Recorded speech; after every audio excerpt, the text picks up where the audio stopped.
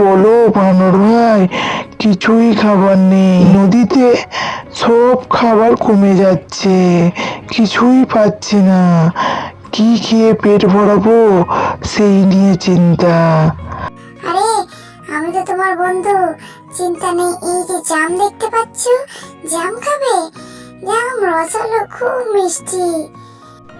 হ্যাঁ, তুমি যদি বন্ধু বলো তাহলে আমাকে জাম দাও। এই বলে বানর উপর থেকে কুমিরকে জাম ছড়ে এবং ওই জাম কুমির খায়। আহ, খুব মিষ্টি, মজা এলো, খুব মন ভরে গেল। আজ থেকে তুমি আর আমি বন্ধু হলাম। ঠিক আছে, এই বলে কুমির আজ বাড়ি যায়। এই বলে কুমির মনের আনন্দে বাড়ি গেলেন। আবার পরের দিন বানরের সাথে দেখা করতে আসে কুমির। কি কুমির ভাই, আজও জাম চাই?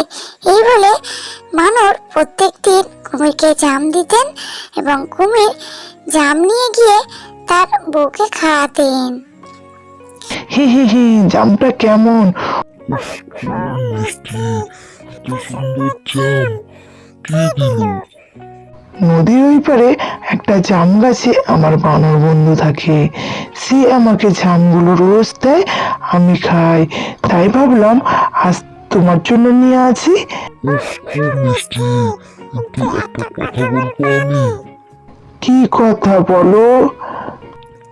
আমি ভাবছিলাম এই জাম যদি এত মিষ্টি হয় তাহলে ওই বানরের কলিজাটা কত মিষ্টি।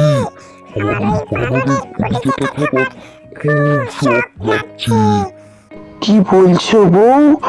ও আমার খুব ভালো বন্ধু, এটা আমার পক্ষে সম্ভব নয়। এই বলে কুমিরের বউ রাগ করে। আচ্ছা, তুমি আমার সাথে কথা বলবে না। যতদিন ওই বানরের কলিজাটা না এনে আমায় খাওয়াতে পারছো ততদিন আমার সাথে কথা বলবে না। আমি আর তোমার সাথে কথা বলবো না, আমি বাপের বাড়ি চলে যাবো। ওইরকম করো না বউ। আচ্ছা, আমি দেখছি, তুমি চিন্তা করো না। কিন্তু ওটা তো আমার ভালো বন্ধু, আমি কি করে এই কাজটা করি? এই বলে কুমির নিরুপায় হয়ে আবার বানরের কাছে যায়। কুমির খুব চিন্তায় পড়ে যায়, কিভাবে ওই বানরকে সাথে বাড়িতে নিয়ে যাবে। কিন্তু কুমির ভাইয়া বুদ্ধি করে বানরকে বললেন, আচ্ছা বানর ভাই, আমার বাড়িতে চলো একদিন, তুমি আমি তো খুব ভালো বন্ধু, চলো। এই বলে কুমির বানরকে তার পিঠে করে নিয়ে যায় এবং বোকা কুমির বানরকে সমস্ত ঘটনাটা খুলে বলে। তখন বানর চালাকি করে কুমির ভাইয়াকে বলে, ইস কুমির ভাই, তুমি আগে বলবে তো, আমি আমার মিষ্টি কলিজা তো গাছে রেখে এসেছি, যা। এই বলে বোকা কুমির আবার গাছের তলায় ফিরে যায়। অমনি বানর গাছের তলায় লাফিয়ে ওঠে এবং কুমিরকে বলেন, আরে বোকা কুমির, কলিজা আমার শরীরের মধ্যেই থাকে, কলিজা কোনো গাছে রাখা যায় না।